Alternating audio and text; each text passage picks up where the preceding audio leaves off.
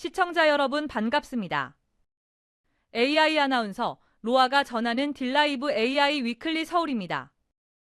첫 번째 소식입니다. 서대문구 예산안을 둔 논란이 계속되고 있다는 소식, 딜라이브 뉴스를 통해 수차례 전해드린 바 있는데요. 이런 가운데 서대문구가 민주당 의원들이 단독으로 수정 가결한 예산안을 받아들이겠다고 밝혔습니다. 준예산 체제만으로는 구정 운영이 어렵다는 판단에 따른 건데 다만 제2 요구는 지속할 것이라 전했습니다. 보도의 조성엽 기자입니다. 지난해 말 서대문 구의회 민주당 의원들이 단독으로 예산안을 수정해 가결했습니다. 이들은 여자농구단 운영비와 한류문화체험관 조성비, 직원 기숙사 건축물 매입비 등 5개 항목을 삭감했습니다. 구청은 민주당 구의원들의 행위는 지방자치법과 의회 회의 규칙을 위반한 것이라며 준예산 체제를 가동했습니다. 준예산이란 예산안이 의결되지 못했을 경우 전년도 예산에 준해 사용하는 예산을 말하는데 이로 인해 구청과 민주당 의원들 간 반목과 갈등은 50일 넘게 지속됐습니다. 그 예결에서 심의를 마친 다음에 다시 올라와야 되는 겁니다. 그게 법으로 규정된 절차입니다. 근데 그런 절차를 다 무시하고 일방적으로 하자라고 저는 절대 보지 않습니다. 정당하게 회의를 진행했고 그다음에 수정안을 발의해서 질의응답도 다 했고. 이런 가운데 서대문구청이 이달 10일 보도자료를 내고 수정 예산안을 받아들이겠다고 밝혔습니다. 준예산 체제로는 예산 운용에 한계가 있다고 판단했다며 7,865억 원 규모의 수정 예산안을 정상 집행하기로 했다는 것. 다만 서대문 구의회가 법령과 공익을 심각하게 침해했다는 생각은 변함없고 삭감된 예산안을 회복하기 위해 제2 요구는 지속할 것이라 전했습니다. 한편 행안부는 지방 예산은 지방의회에서 의결되면 확정된 것으로 봐야 한다며 구청의 준예산 운용에 대해 부정적인 해석을 내놓았습니다. 행정안전부는 지방의회에서 예산안이 의결되면 지방자치법 제146조에 따른 준예산 편성 요건에 해당되기 어렵다는 검토 의견을 냈습니다. 민주당 구의원들은 구청에 불리한 행안부의 유권 해석과 구청장의 한 여성 의원에 대한 막말 논란 등으로 인해 부담을 느낀 집행부가 수정 예산안을 받아들인 것으로 풀이하고 있습니다. 딜라이브 뉴스 조성엽입니다. 중구의회에서는 설 명절을 앞두고 특별 발행된 민생회복 상품권이 도마 위에 올랐습니다. 한 야당 의원이 중구청의 예산 집행 과정 등의 이의를 제기한 건데요. 의회의 사전 심의 권한이 없는 예비비로 지출한 게 빌미가 됐습니다. 보도에 유승한 기자입니다. 중구청이 설 명절을 앞두고 특별 발행한 민생회복 상품권은 약 40억 원 규모. 일부 금액은 구청장 재량껏 쓸 수 있는 예비비를 편성했는데 지난 10일 열린 중구의회에선 우려의 목소리가 나왔습니다. 충분히 미리 계획을 세우고 본 예산에 편성할 수 있었던 예산을 구의회의 심사 권한이 없는 예비비로 지출된 점은 정말로 유감이 아닐 수 없습니다. 예비비는 예측하기 힘든 재정 수요에 탄력적으로 대응하기 위한 재원. 의회의 예산심의 절차를 거치지 않고 사용할 수 있기 때문에 재난과 재해 등에 효과적으로 대처할 수 있다는 게 장점입니다. 이 같은 내용은 지방자치법 제144조에서도 규정하고 있는데 지역상품권 발행이 목적과 취지에 부합한지는 의문이란 주장입니다. 지방자치법 제144조에 따르면 지방자치단체는 예측할 수 없는 예산 외의 지출이나 예산 초과 지출에 충당하기 위하여 세입 세출 예산의 예비비를 계상하여야 한다라고 되어 있습니다. 다시 말해 예비비는 지방자치단체가 재정활동을 수행함에 있어서 예측할 수 없었던 불가피한 지출 소요에 대해 적절하게 대처하도록 하기 위한 제도로서 지방자치단체 사업을 효율적으로 추진할 수 있도록 예산 운영의 탄력성을 부여하는 것입니다. 매년 발행하던 지역상품권이 정말 예측할 수 없었던 불가피한 예산이었습니다. 예산을 남용했다고 꼬집은 야당 의원의 주장에 중구청은 불가피한 선택이었다고 반박했습니다. 내수 침체로 힘든 소상공인을 긴급 지원하고 민생 회복에 도움을 주기 위한 고육지책이라는 겁니다. 자치구 중 유일하게 상품권 유효 기간을 6개월로 단축한 것도 지원이 시급했기 때문이란 설명입니다. 또 본 예산에 편성하지 않은 건 서울시 보조금이 전액 삭감돼 어려운 구 재정 여건상 반영하지 못했다고 밝혔습니다. 지역 내 소비 촉진을 위한 자구책이었지만 의회의 예산 심사권을 무력화한 지출로 논란이 된 중구사랑 상품권. 앞으로 중구의회는 조례 제정을 통해 예비비에 엄격한 잣대를 적용하고 감시 기능을 강화할 방침입니다. 딜라이브 뉴스 유승환입니다. 금천구의회도 임시회를 열고 의정활동을 시작했습니다. 올해 개원 30주년인 금천구의회는 막중한 책임감을 가지고 집행부에 대한 견제와 감시라는 의회 본연의 역할에 충실할 것을 선언했습니다. 이 소식은 김정필 기자가 전해드립니다. 금천구의회가 2025년 첫 임시회를 개회했습니다. 이인식 의장은 그동안 구민의 목소리를 대변하고 지역 발전을 위해 노력해왔다며 의회 본연의 역할인 집행부 감시와 견제에 충실하겠다고 말했습니다. 또 구민 안전 보호와 재난 취약계층에 대한 선제적 복지가 필요하다며 실질적인 지원을 집행부에 주문했습니다. 단순히 이기 해결에 그치지 않고 지속 가능하고 안정적인 생활을 통해 따뜻한 금천구가 될 수 있도록 구민 한 분 한 분을 가족처럼 돌봐주시기 바랍니다. 5분 발언을 한 의원들도 집행부에 대한 감시의 시선과 견제하는 의견을 쏟아냈습니다. 특히 고성미 의원은 재정 건전성 등의 문제가 있다며 9월 출범하는 금천복지재단을 재검토할 것을 요청했습니다. 재단 운영에 연평균 34억 6천만 원이 소요되며 경제적 타당성이 부족한 것으로 나타났습니다. 추가 운영비를 부담하면서 새로운 복지재단을 설립하는 것이 과연 타당한 선택인지 신중히 검토해야 합니다. 구의회는 정재동 의원을 위원장으로 예산결산특별위원회를 구성했고 주요 업무 계획도 보고받을 예정입니다. 특히 금천구의회는 올해 개원 30주년이 되는 해입니다. 그런 만큼 의원들은 더욱 책임감 있는 자세로 각자의 자리에서 최선을 다할 것을 다짐하며 본격적인 의정활동을 시작했습니다. 딜라이브 뉴스 김정필입니다. 용산구의회가 임시회를 열고 올해 첫 활동을 시작했습니다. 약 일주일 동안 집행부의 올해 주요 업무를 검토할 예정인데요. 김성철 의장은 투명하고 일 잘하는 의회가 되자며 의원들을 독려했습니다. 이주협 기자의 보도입니다.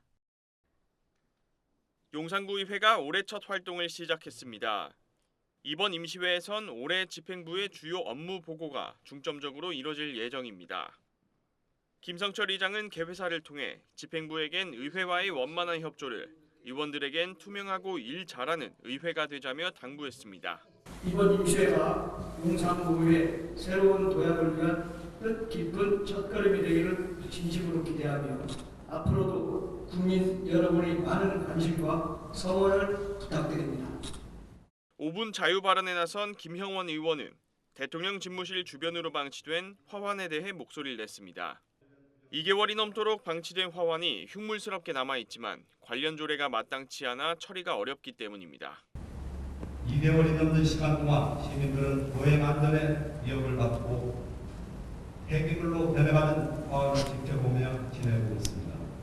다시는 이러한 사태가 반복되지 않도록 적극적인 대책을 마련해야 합니다. 한편 박희영 용산구청장은 신년사를 통해 올 한 해 핵심 사업을 소개했습니다. 그러면서 용산문화재단을 설립하기 위한 준비가 올해에 예정돼 있다며 의회의 관심과 협조를 받았습니다. 문화재단을 설립하여 문화예술 진흥을 위한 정책 개발을 하는 것은 물론 문화 소외계층 지원과 예술인 발굴, 육성에 이르기까지 다양한 문화 사업을 보다 전문적으로 추진하고자 합니다. 9일간의 일정으로 열린 이번 임시회는 오는 19일에 있을 2차 본회의를 끝으로 막을 내립니다. 딜라이브 뉴스 이주협입니다. 성북구 월곡이동 주민들이 십시일반 힘을 보태 햅쌀 300포대를 마련했습니다. 이렇게 준비한 쌀 가마는 지역 내 취약계층에 전달되는데요. 추운 날씨를 주민들의 온기로 녹이고 있습니다. 박선화 기자의 보도입니다. 오전 9시 강추위와 칼바람을 마다하지 않고 주민들이 주민센터 앞에 모였습니다. 집결한 이유는 쌀 운반을 위해서 쌀가마를 실은 트럭 2대가 도착하자마자 일사불란하게 쌀을 옮겨 나르기 시작합니다. 네, 주민들이 자발적으로 강제는 없고요. 그리고 이제 동네에서 사업하신 분들, 그리고 우리 주민자치위원회, 또 그리고 우리 그 지역사회 보장협의체 이런 등등해서 오늘 이 자리가 마련이 된 것 같습니다. 성북구 월곡 이동에선 매년 이맘때면 익명의 주민이 쌀 수백 포를 기부했습니다. 지난 14년간 이어져 온 나눔 봉사입니다. 지역 사회에선 그를 얼굴 없는 천사라 불렀습니다. 하지만 어떠한 사연인지 올해는 그의 소식이 끊겼습니다. 10여 년 넘게 이어온 기부 활동을 이대로 중단할 수 없다며 새마을 협의회 등 주민들이 팔을 걷고 나섰습니다. 십시일반 힘을 보태 햅쌀 300포대를 준비한 겁니다. 그분이 지금까지 이어왔던 이 나눔의 확산 문화가 우리 지역에 정착되도록 우리 주민들이 이것도 계속 이어가거든요. 얼굴 없는 천사님, 지금까지 우리 사회에 이런 좋은 문화 확산해 주셔서 그 위대함을 잘 이어가겠습니다. 주민들의 동참으로 나눔 행사는 올해도 어김없이 진행됐습니다. 하지만 주민들의 걱정은 얼굴 없는 천사의 현재 사정입니다. 봉사활동을 마친 주민들은 얼굴 없는 천사의 건강을 기원하고 지역 사회에는 새해 덕담을 건넵니다.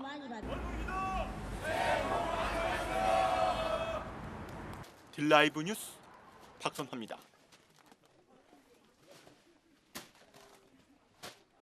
서울시가 전국 지자체 최초로 자연어 기반 AI 챗봇 서비스를 선보였습니다.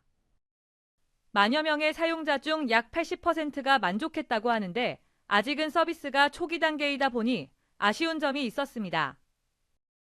이재용 기자입니다. 전통시장의 사과 물가를 질문하자 시장명과 함께 가격을 알려줍니다. 일상 언어로 질문하면 답변해주는 서울시 AI 챗봇 서비스입니다. 지난달부터 공식적으로 서비스가 시작됐는데 아직은 아쉬운 점이 많았습니다. 일단 첫 화면에서 제공해준 사과 물가는 최신 정보인지 아닌지 알 길이 없었습니다. 3차원 시각화에선 필터에서 사과를 지정하니 지역별 물가를 한눈에 볼 수 있었는데 이 정보는 지난해 9월 기준이었습니다. 반면 서울시 생필품 농수축산물 가격 정보에선 매주일에 갱신하는 최신 정보를 볼 수 있었습니다. 제공하는 정보도 제한적이었습니다. 사과 물가가 가장 낮다고 한 은평구의 전통시장 상호명이나 주소를 찾아봤지만 알 수 없었습니다. 이용 속도도 아쉬웠습니다. 이번엔 여의도에 있는 한강공원 주차장을 알려달라고 질문해 보겠습니다.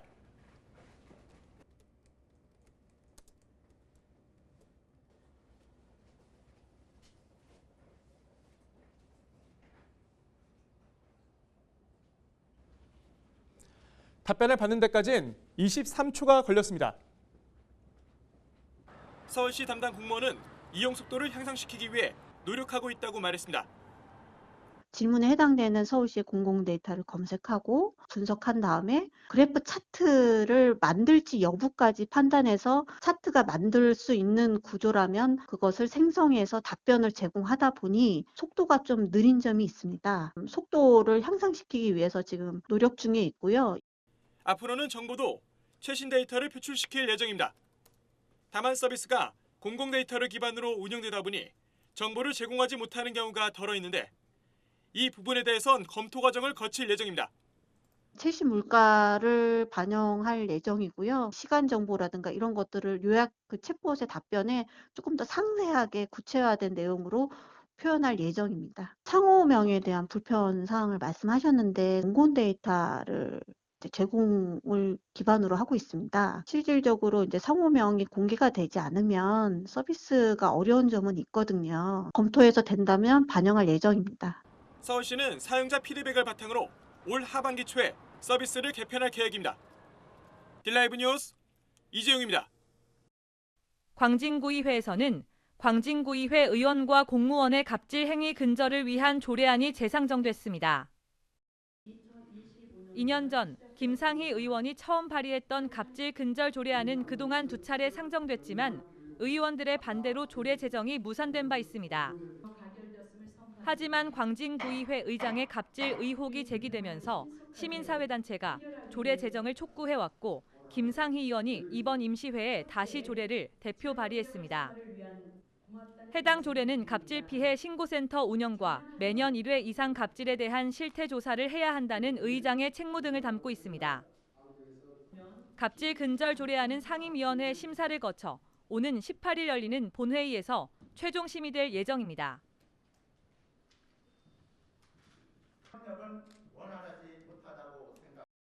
마포구가 다음 달 4일까지 2025년 사업체 조사를 시행합니다. 이번 조사는 통계청이 주관하는 것으로 마포구는 지역 내 산업 활동 중인 6만 3천여 곳에 대해 조사합니다. 조사 방법은 사업체 조사원이 현장을 방문해 면접 조사 방식으로 진행하고 전화나 인터넷, 조사표 작성 후 회수 등의 방법으로도 진행할 예정입니다.